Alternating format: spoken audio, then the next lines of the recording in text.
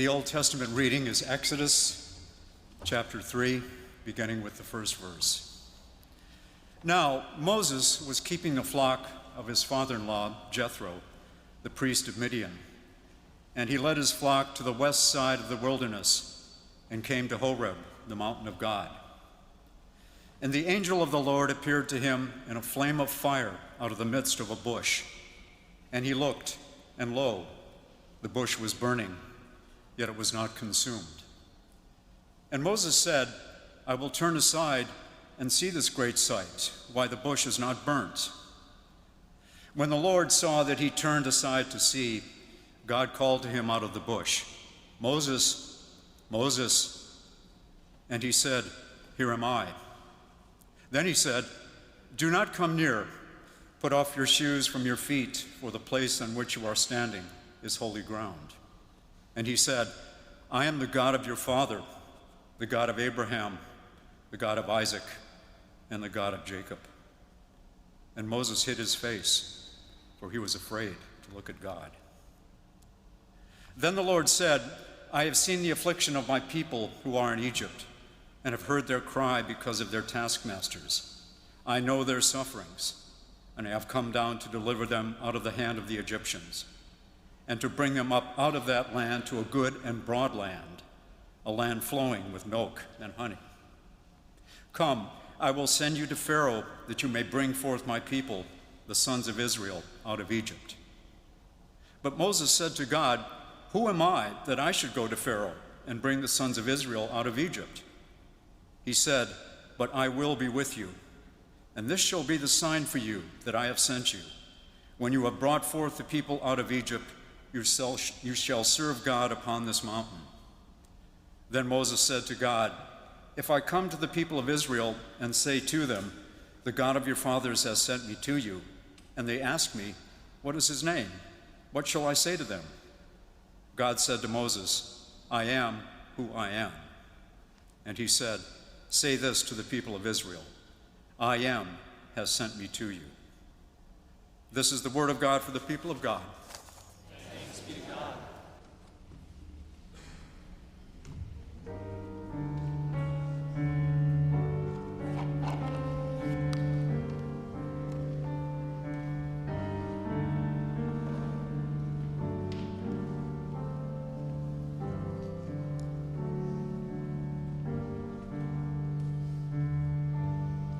When Israel was in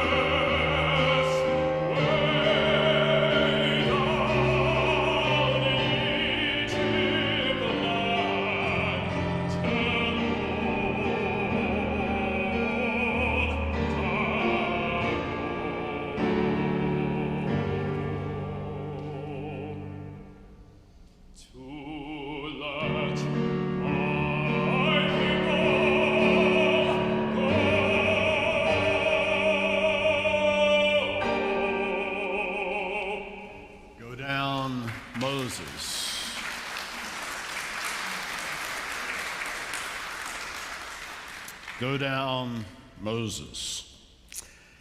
It's interesting if you could travel back in time to ancient Egypt of those days and interview Egyptians, they would say, what do you mean go down to Egypt? You go up to Egypt. This is the zenith of culture.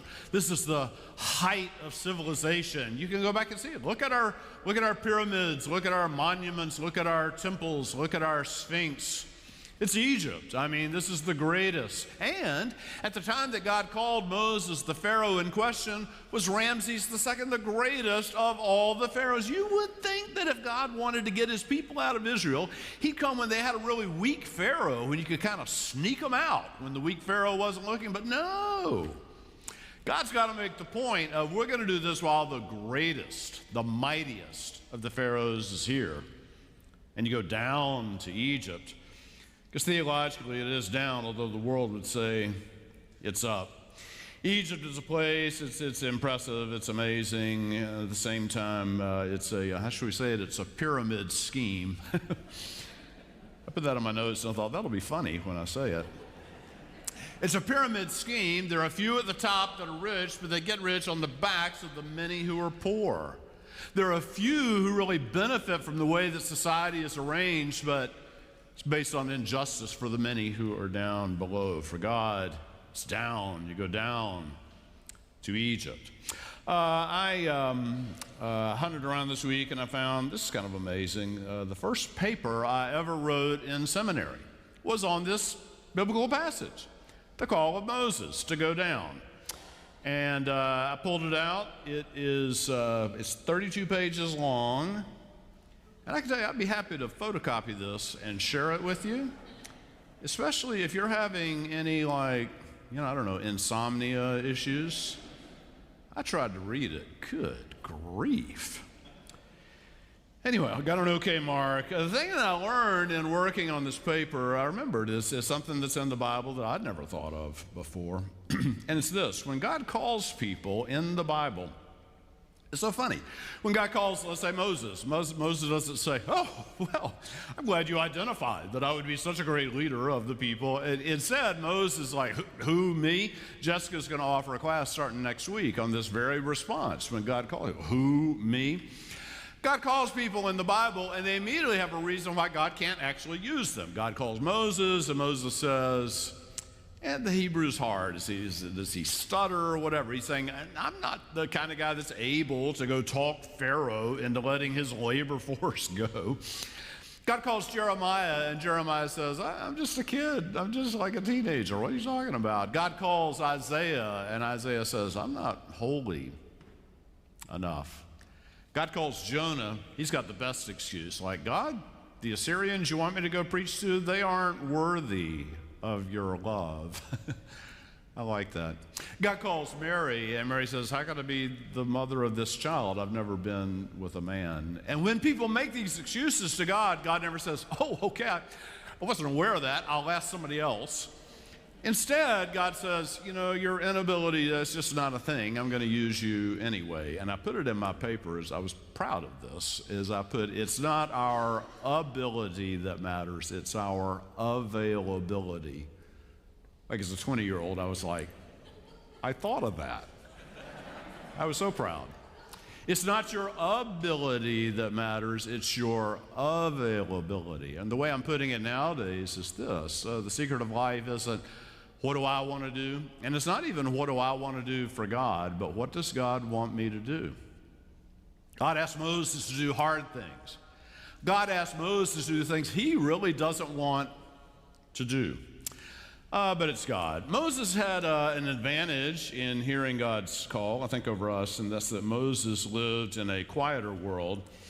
I'm not sure about this yet. We're still September 3rd, but I believe that 2023 will go down in history as the noisiest year in the history of planet Earth, barely beating out last year, which barely beat out the year before. It's just a noisy world that we're in. Something's always on. There's always racket. We're actually profoundly uncomfortable with the quiet. Moses lived in a quieter world. I'm doing the series now that I've started, not too late to jump in, called How to Become Spiritual. And I've got to warn you, a lot of it is about being able to be quiet, being able to turn off the gadgets, being able to just breathe. And we're so addicted, aren't we, to busyness and to stress and something always being on. But the spiritual life's about being able to be still. I took, some of you know, I took our high school seniors this summer to the Holy Land. That was great. Years ago, I took our high school seniors to Assisi, and we did a trip where we walked in the footsteps of St. Francis. It was great. I remember the first morning we got up, and I got the group together, and I pointed down the hill. We're up at the top of the hill in Assisi. I pointed down and said, we're going to hike down into that valley today. It's massive. Big, huge valley. I said, we're going to walk there. And they're like, oh, cool, let's go. So we started walking, and about 5 minutes in, I thought, this is not working, because they weren't talking to each other, and they weren't listening to me either, even though I was attempting to talk to them. Why? They had earbuds in their ears. They were listening. I had no idea what they were listening to, and I said, time out. This isn't what I had in mind. Take those earbuds out of your ears. If you have a phone, any other gadget, you have to put it away. There were some moans and groans. But after that, they said, okay, we'll try it. I said, we're going to walk for the next hour, and don't even talk to each other. I want you just to walk in the quiet. So we walked for about an hour. And we got to the bottom. I said, what did you hear? One child said, I heard the wind. One child said, I heard some birds singing. One said, I heard my own breath. One said, I heard the rustling of grass. They were awestruck by what they could hear in the silence. How should we say it? Would we want to hear God? My notes here at first said, we don't want to hear from God, but the question is, would we really want to hear from God? Because in the Bible, when people hear from God, God asks them to do hard things that they don't want to do. Is that really where we want to go? It's no wonder, though. Turns out that the real problems of the world just don't admit of simple fixes. They require hard things, don't they? If you take people that are battling addiction, and that's some of you in this room, and it certainly is people that those of you in this room love. If you go for help for addiction, the counselor doesn't say there are 2 easy steps, and by next Wednesday you'll be cured of your addiction. No, it's hard. It's stuff that the addict does not wish to do. But that's the way toward healing. God sees people with addiction, and God says, let my people go, and the way to that is a hard way. Indeed. So many troubles with the world, gun violence, people want to debate this and so on. It came to Chapel Hill, didn't it? I was amazed. We sent those high school seniors that I took to the Holy Land, we sent them off, and a lot of them went to Chapel Hill, and I was getting texts from them the other day. And there were things like, I'm barricaded in my room, I am terrified. So friends, we're raising a whole generation of children that they don't feel safe. I never felt that way going to school, but kids, they don't feel safe in the world. And the question is, what do we need to do? And what we need to do about this is something that is hard, that many of us do not wish to do. But God sees children in fear, not in safety, and God says, let my people go. There's an article in the paper this morning, I can't remember if it was Wall Street Journal or New York Times, about Armenians. Have you followed this? Armenians are being slaughtered. There's a genocide going on right now. And the poor Armenians, they had a genocide 100 years ago. They lost as many people as Jews were lost in the Holocaust. They're having another one in a place called Nagorno-Karabakh. We have been there in mission. The people from Azerbaijan think we shall have that territory, although it's full of Armenians and has always been Armenian territory. So they're just in there slaughtering Armenians. And God looks down and says, let my people go. So tragic. Yesterday, Lisa and I went to a presentation from a guy named Kevin Nye. Kevin Nye, he is a sort of national authority on homelessness. He also, as it turned out, I didn't know this when I went, he's a guy that's been to seminaries who's actually really good at Christian theology and how you put all that together. Kevin Nye. I resisted asking him, are you kin to Bill Nye, the science guy? I just let it go. Didn't ask. He said, what we all know is that homelessness in our country can be fixed. It can be fixed. It just requires some of us to do some hard things that we don't really want to do. But God looks down at the homeless. God looks down at children who are homeless. God does not blame them. God's heart breaks for them. God says, let my people go. The question is, how do we hear God? How do we hear God? God says, go down, Moses. God came down so that people could hear God. There's a going down. When we were in Assisi, it was interesting, that steep hill that we walked down. This has everything to do with St. Francis's call. St. Francis was from a wealthy family. He lived in what I like to call uptown Assisi. Assisi to this day sits on the top of a hill. There's a wall around the houses at the top of the hill, and in Francis's day, that's where the wealthy people lived. They lived in uptown Assisi. They were protected by the wall. They were around other wealthy people. It was a very comfortable place. They congratulated themselves for having lived such great lives that they got to live in uptown Assisi. St. Francis did not hear his calling in uptown Assisi. What he did is he started leaving uptown Assisi, and he walked down that steep hill that I led those teenagers down. He went way down into the depths of the valley, and he came to a church called San Damiano that was crumbling. There were lepers all around. He left the comforts of home. He went down to the troubles of the world, and it was there that he heard God's call. My suggestion to you is, you want to be a spiritual person, if you want to be a Christian in more than just name only, you want to hear what God's asking of you. And I think to hear it, you've got to get out of the comforts. You've got to go down. I've tried to think of what would you hear God ask you to do if you're in the comforts. I thought about this. If you're by your pool in a lounge chair and you're seeking God's will, I don't know, you might think it's down to, does God want me to dive in the pool or have another martini? It's kind of all that we could think about. But you get out and you meet the people that are wounded by the world, the people that live at the bottom of that pyramid, and what do you hear from them? And what's your world like when you go down, where you could drive to another part of town? There are a lot of things that you could do. Do you hear something that's very different? You know, I've been stuck on this thing for a while, and I've told some of you this before, but I just want to repeat it because it just keeps nagging at me. We have a great friend here in Charlotte named Dorothy Count Scoggins. Dot, she lives over near Johnson C. Smith. She tunes into our worship fairly often, and every now and then she'll call me and say, yeah, that's pretty good, James, that's good, thanks. I appreciate that. And Dot's one of the most famous Charlotteans. She is featured in the African American Museum on the Mall in Washington, D.C. And the reason that she's there is that in 1957, before other people were integrating schools, Charlotte responded to a court order and said, we need to integrate our schools. So why did schools do this? They did this where I was in Columbia, South Carolina. When they integrated the schools, you had this all-white school, and they send one black kid into the school. Like, I'm sorry, that's not a brilliant strategy now, is it? The one black girl that was sent into white Harding High School in 1957 was Dot Counts.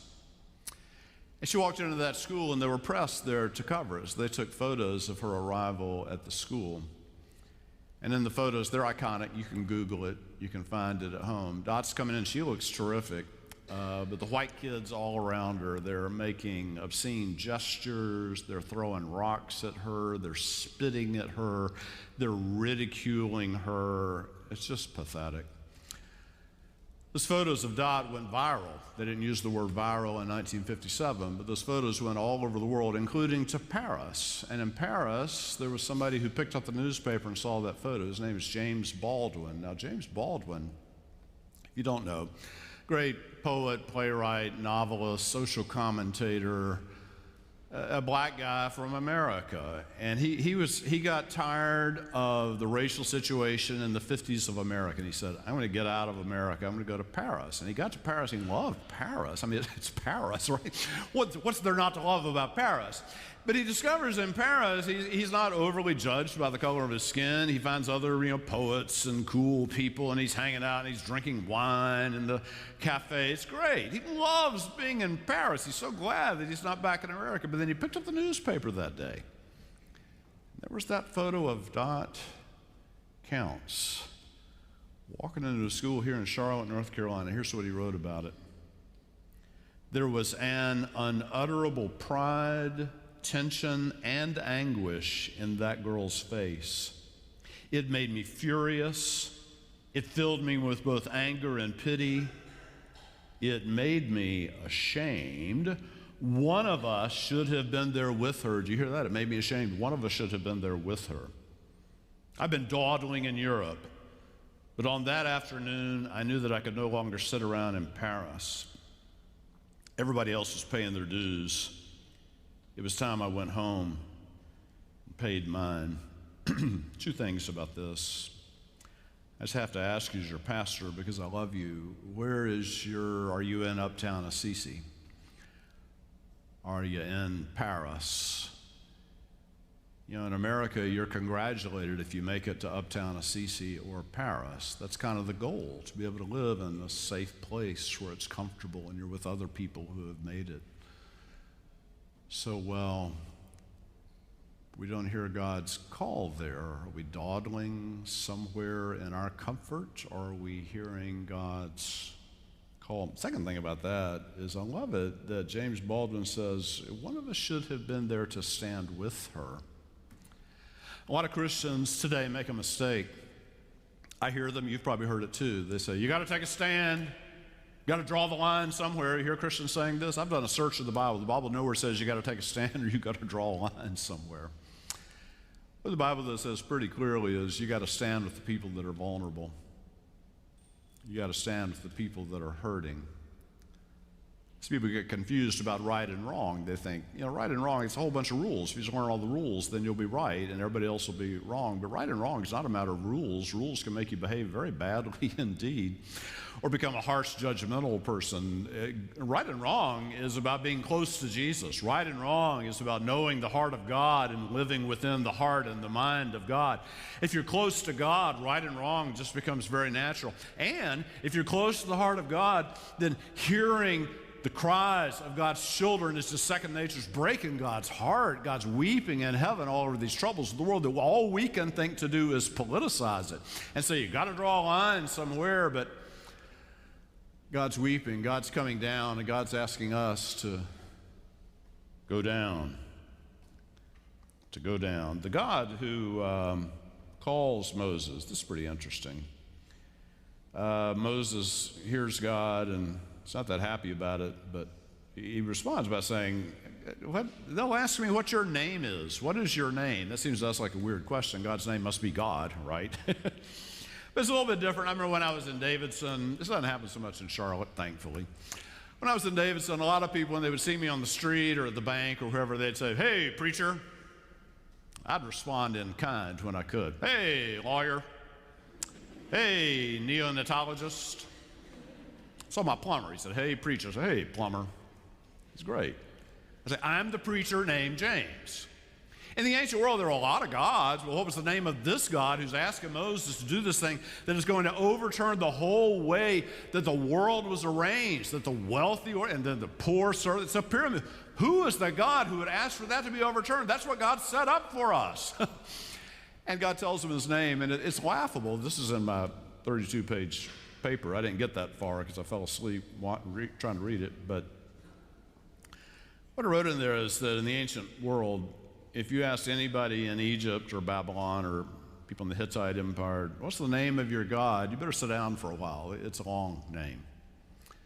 Right? So the Babylonians would say, our God is Marduk, the God of the four corners of the universe, the guarantor of God, the victor over the Midianites, and the God who makes the winds to come. The Egyptians, our God is Ra, the father of Horus, the instigator of the Nile, the guarantor of the sun coming up in the morning, the victor over the Midianites. It was like a long title. Moses says, what's your name? And God's answer, it's almost laughable, it's almost pitiful, and yet it's perfect. God says, my name is I am.